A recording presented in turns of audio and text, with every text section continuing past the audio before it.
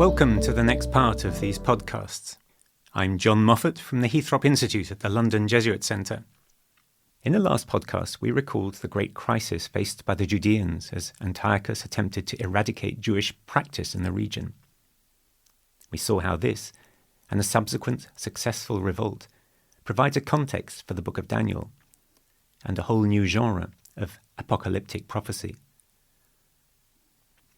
One of the main sources for this new phase of quasi-autonomy from the warring Greek families is the Jewish historian Josephus.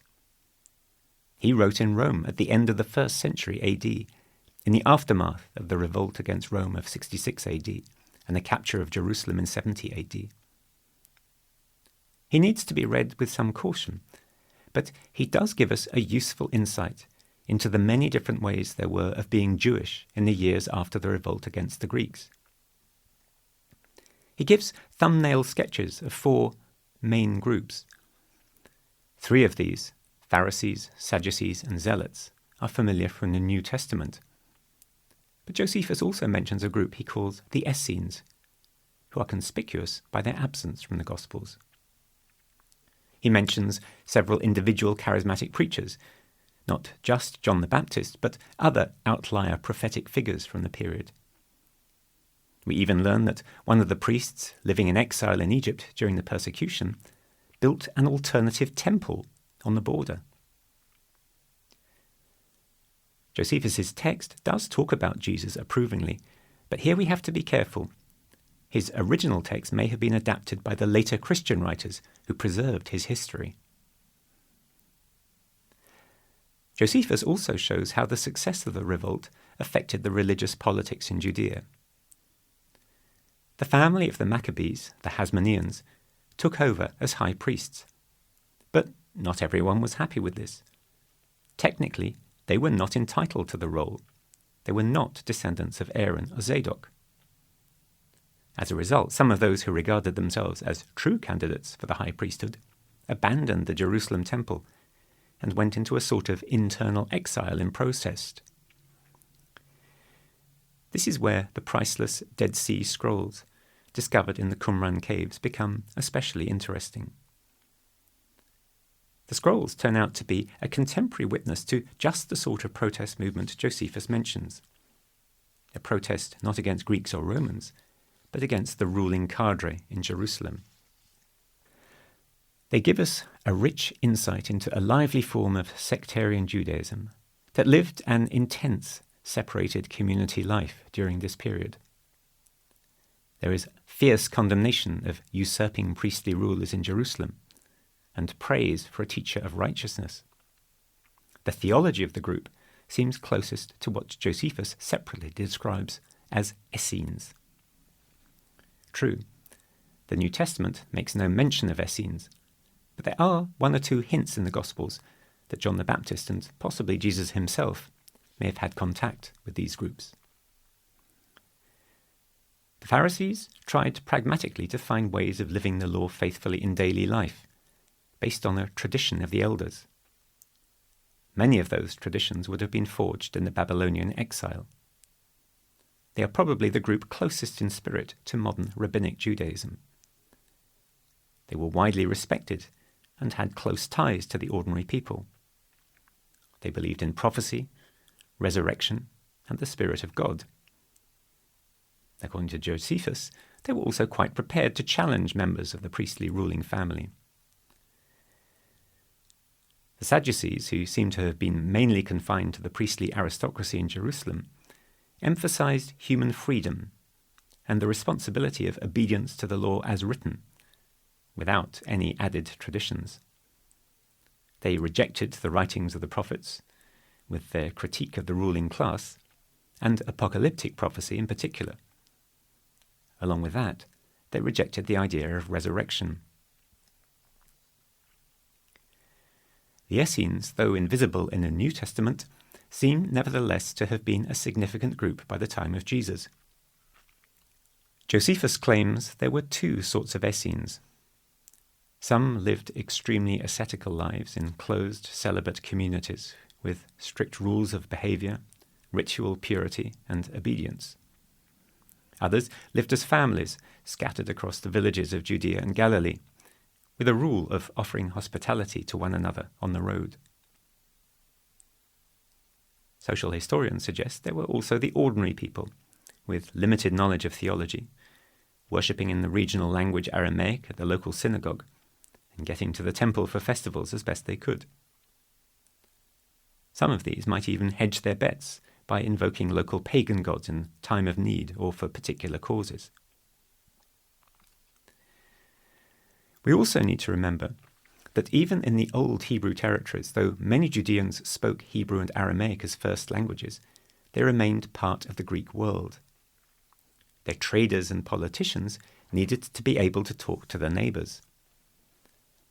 In the years after the revolt against Antiochus, Josephus describes a bewildering array of military alliances, incursions, betrayals, and restored diplomatic relations.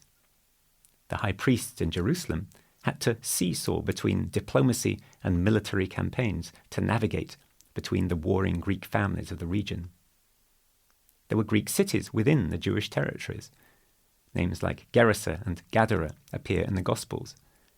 And there were very many Jews who lived in Egypt or Asia Minor, where St. Paul grew up, and even further afield in North Africa and eventually Rome. Among this diaspora, too, there was a range of practice, from those who kept faithfully to circumcision and the food laws, to those who became fully acculturated to the lifestyles of the Hellenistic world. And of course, as we have seen, alongside the Judeans who worshipped in Jerusalem, David's city, the capital of the ancient Hebrew kingdom of Judah, there were the Samaritans. They too followed a version of the Torah. They keep the same sacrificial rituals in their temple on Mount Gerizim to this day. Phase 4. The Roman era begins. Josephus likes to emphasize that the Maccabees made a series of alliances with distant Rome during their war with Antiochus and after. In 63 years before the time of Jesus, the Romans arrived on the doorstep. Their general, Pompey the Great, was wooed by both sides in a dispute between two rival claimants to rule in Jerusalem. Though he fell out with one of the claimants and put Jerusalem under siege, the other side let him into the city, and he did not treat the Judeans as enemies. Josephus describes Pompey walking around the inner sanctuary of the temple, noticing with surprise that it is empty, harumphing, and nevertheless recognizing something worthy of religious respect. With the agreement of the ruling high priest and the Jerusalem aristocracy, the Jewish territories were now absorbed by the Romans as a client state. Their job was now, apart from paying taxes, to keep the region quiet and help keep the borders secure against the Parthians, the next big empire on the other side of the Euphrates. When Pompey left Jerusalem, Rome was still a republic, governed by a senate, supported by a popular assembly. Judea was still a quasi-autonomous client state, ruled by a Hasmonean from the priestly caste. But by the time Jesus was growing up, all these things had changed. 2 civil wars across the Roman dominions left Octavian Caesar, later Augustus, emperor of Rome in all but name. Earlier, in Judea, Herod, an ambitious and effective general, had been talent-spotted by Mark Antony and given a leading role in supporting the ruling high priest to hold the line against the Parthians. When the high priest's nephew seized power with the help of the Parthians, Herod went to Rome, where the Senate declared him king. He returned to Judea, and with the help of the Roman armies pushed back the Parthians, captured Jerusalem, and had his rival executed. Herod's patron, Mark Antony, eventually went to war with Octavian and lost. But Herod astutely did a deal with Octavian, the new master of the Roman world. As a result, Herod and his family developed close ties with the new imperial dynasty in Rome. His children and grandchildren would be brought up in Rome with the new imperial family. This was, of course, a matter of insurance as much as of goodwill. But Herod himself seems to have generally had a good personal relationship with Augustus.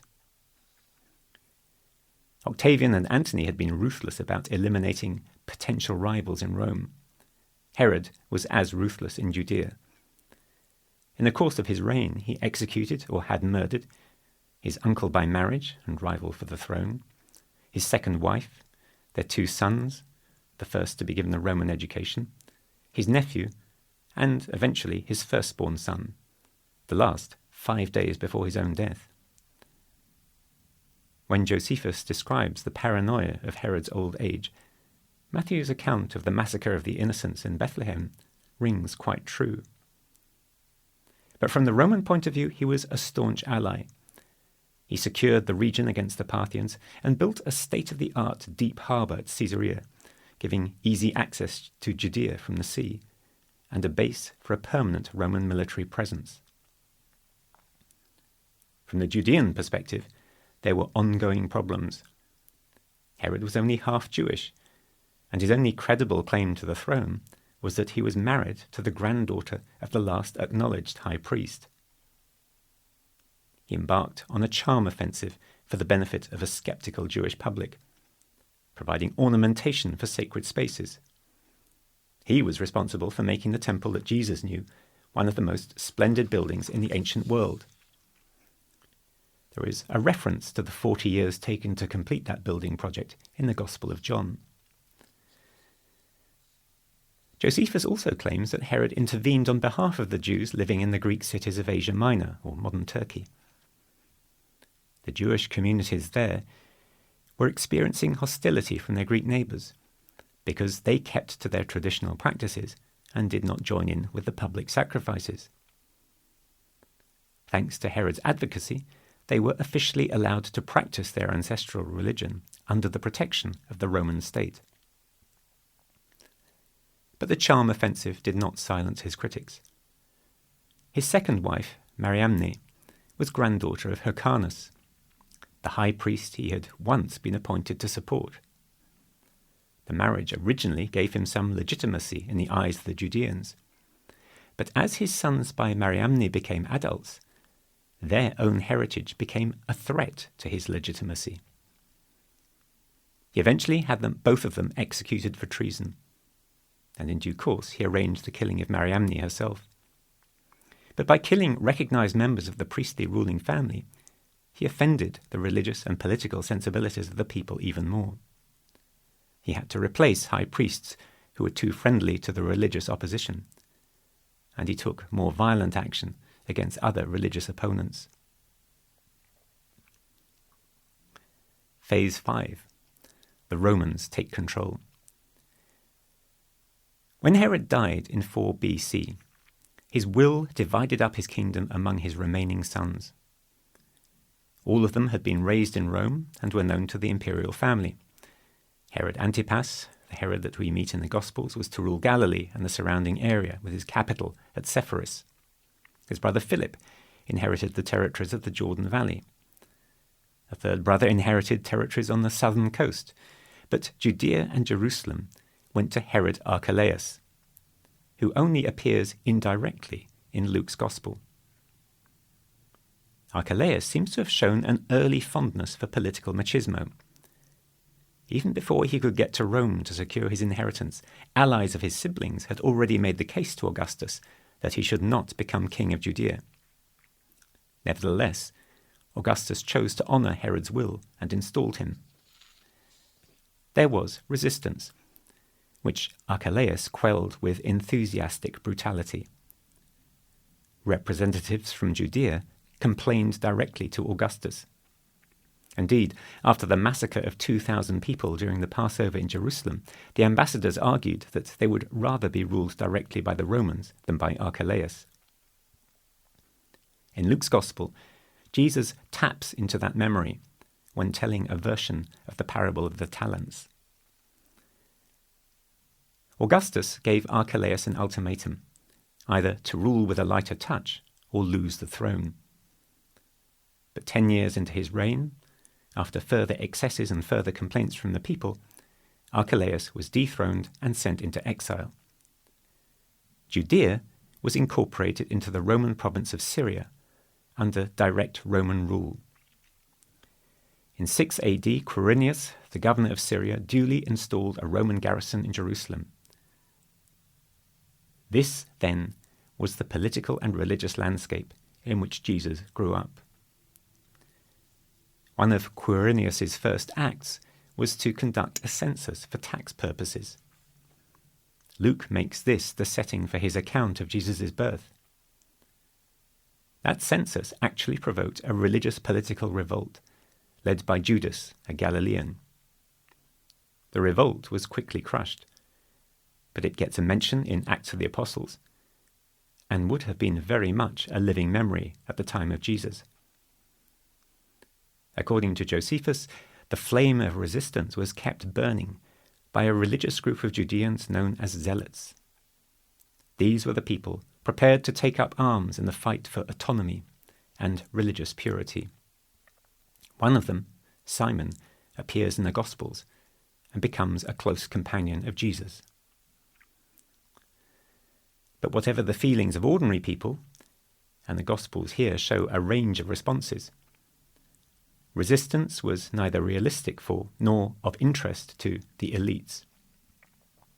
The Roman Quirinius now approved the high priests in Jerusalem as Herod had done before him. He appointed the Ananias who appears in John's Gospel. His successor, Pilate, appointed Caiaphas.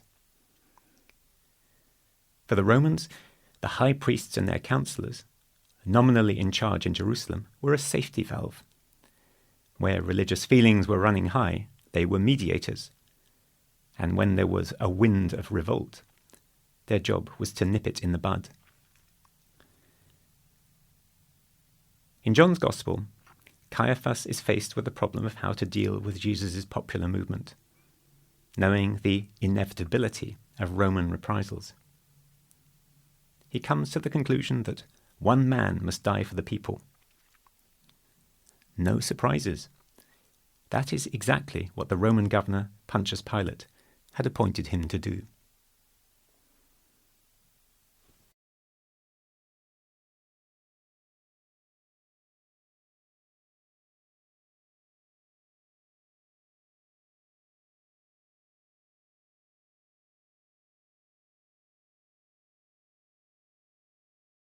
Thank you for listening, and see you next episode.